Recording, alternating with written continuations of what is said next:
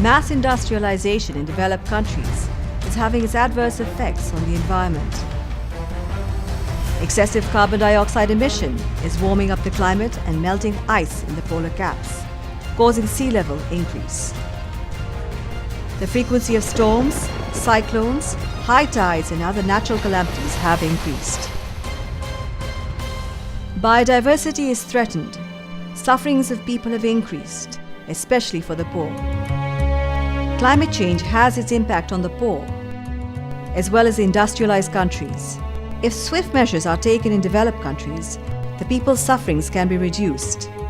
But in poor countries, people are suffering already and must find their own way out. People continue their struggle for survival, combating all calamities. The concept of community-based adaptation stems from the initiatives to integrate and disseminate to the world the methods which will strengthen people across the globe fighting disasters due to climate change. Climate change is one of the greatest threats that mankind faces in the 21st century. And adaptation is a way of trying to reduce the impact of these severe and intense events, which often manifests itself through extreme events such as cyclone, sea level rise, floods, fires, drought, and many of these complex systems. However, what we are trying to do here is to synthesize knowledge, develop network, understand the community practices better, from there take the knowledge across the world and also upscale the efforts that ordinary people are doing who are paying with their own lives, with their own non-existing little money they have. So we want to look at it as a scientific issue and coming out from there with solutions for upscaling and helping the communities to do better. So community-based adaptation would be the organized efforts to build upon spontaneous adaptation in a conscious way with a view to the future. The 5th International Conference on Community-Based Adaptation was held in Bangladesh from 24th to 31st March 2011. The conference was organized jointly by the Bangladesh Center for Advanced Studies and the International Institute for Environment and Development, with the support from the government of Bangladesh. In the year 2005, the first international conference on community-based adaptation was launched through a workshop in Bangladesh. Since then, the conference is taking place at regular intervals.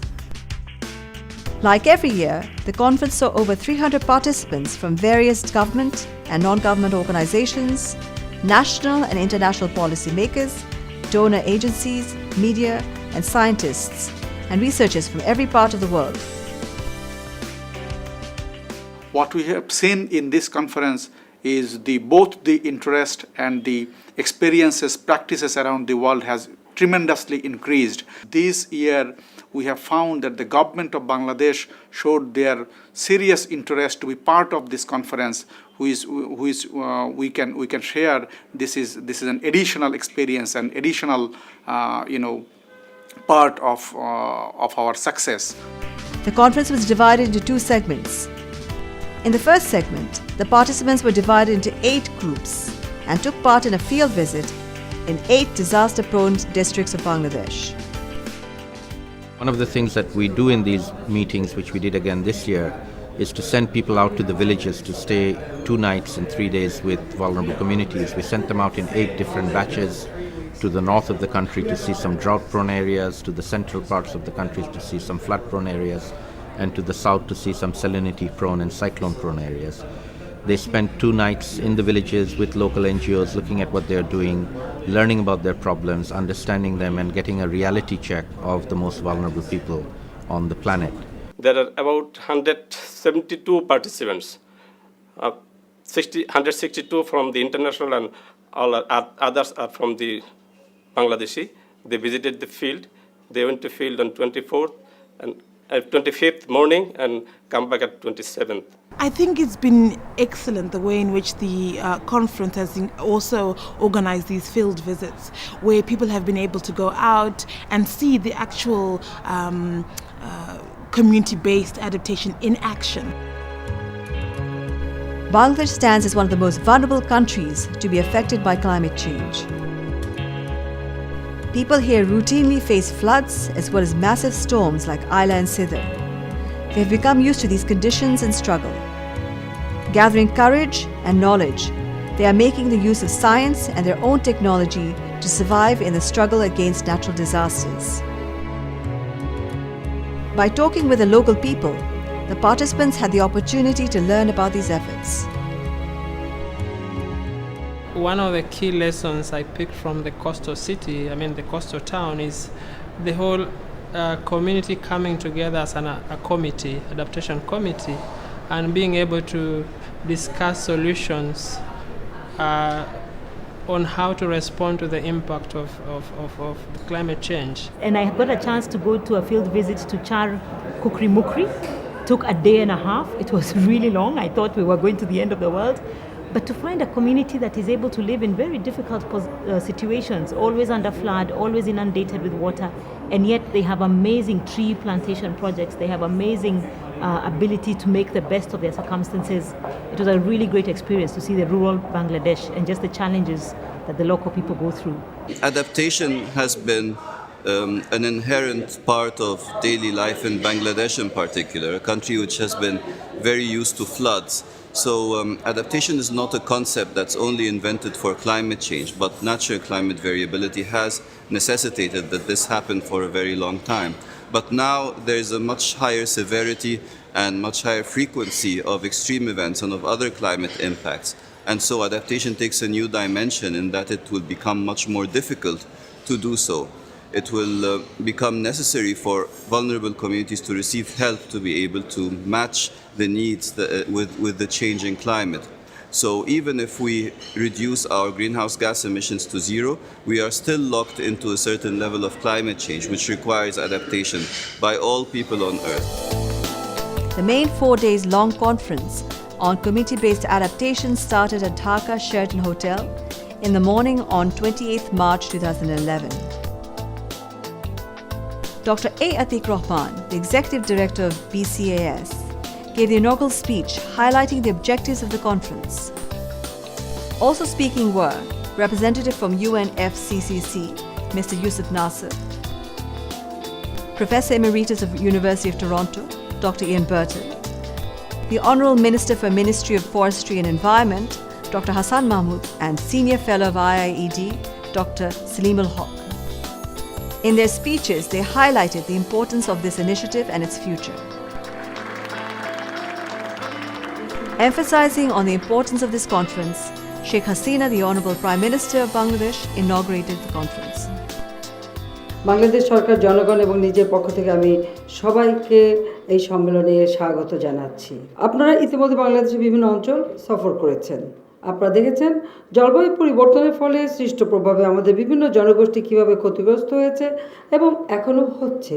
বর্তমান বিশ্বে আমরা একে অপরের কাছ থেকে শিখছি।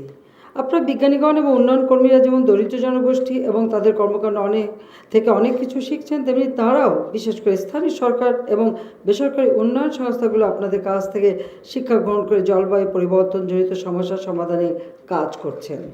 সবাইকে আমি আবারও আন্তরিক ধন্যবাদ জানিয়ে আমি 5th international conference on community based adaptation to climate চেঞ্জের শুভ উদ্বোধন ঘোষণা করছি।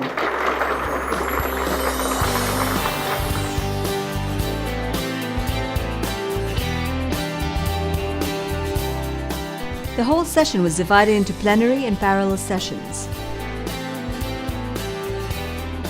Various issues related to climate change like water, agriculture, health, gender, disaster risk reduction, livelihood were discussed in these sessions. This workshop is actually creating the milestone to achieve what we really want to see, the community-centered adaptation programs and policies at all levels. Every day, separate plenary and parallel sessions were conducted where representatives from different countries presented their information and ideas on a specific topic. They also shared experience about research on various projects, their current status and implementation. In 4 days and total 9 plenary and 14 parallel sessions, participants received clear understanding of the situation and the work plan in other countries, which opened up the window of possibilities and allowed for influencing each other toward the best approaches. We have many examples of good pilot projects on the ground, but that's not enough. We're going to have to multiply them from a few dozen to a few hundred to a few thousand to tens of thousands and hundreds of thousands and ultimately millions. And that's a huge challenge. Doing a few good things is easy, multiplying that is not so easy. So one of the themes here is to try and share how do you multiply, how do you replicate, how do we expand the numbers that are taking place across the globe, not just in Bangladesh or in Asia. Of all the world's villages and urban communities, there are really only a handful that have become engaged in adaptation to climate change. So we need to engage a lot more people and a lot more communities. So in that sense, it's a kind of movement. It's a kind of something that we're trying to make contagious so that other people will pick it up. We almost need a sort of a pandemic of adaptation. But then we also need to connect what is going on in these communities with their local governments and with their national governments, because at the moment they're not really well enough connected into the financial support system and into the decision making and policy communities. So we're really hopeful that we can strengthen those links by building up from the community-based level to local government and national government.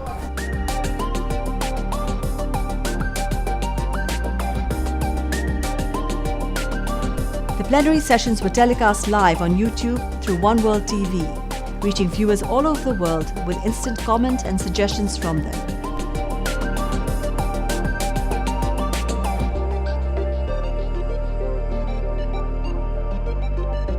A journal will be published summarizing the findings of this conference, which will be available globally. We're also having blogs and photographs being sent out around the world. So there's a growing interest in this issue of community-based adaptation around the world. And this conference is trying to provide the latest information to that growing body of people who are interested in climate change. In addition to the written speech, poster presentation was organized in the conference. Various organizations presented their project concepts, activities, and plans through their posters and gave answers to queries. This allowed participants to learn about the activities of various organizations in this field.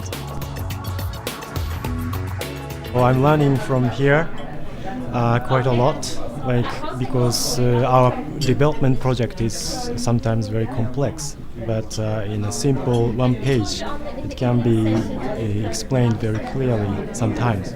Not only to learn the good things, but also to learn the bad, and also to collect materials that people have written and share the experiences. So I think it's really twofold, to share with the people who have written and also to know the experiences and to collect something that you take back and share with people.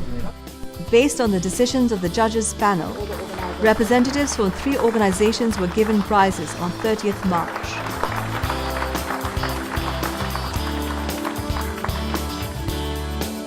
On the closing day of the conference, on 31st March 2011, Dr. Atiq Rahman and Dr. Salimul Haq presented their speech on behalf of the organizers.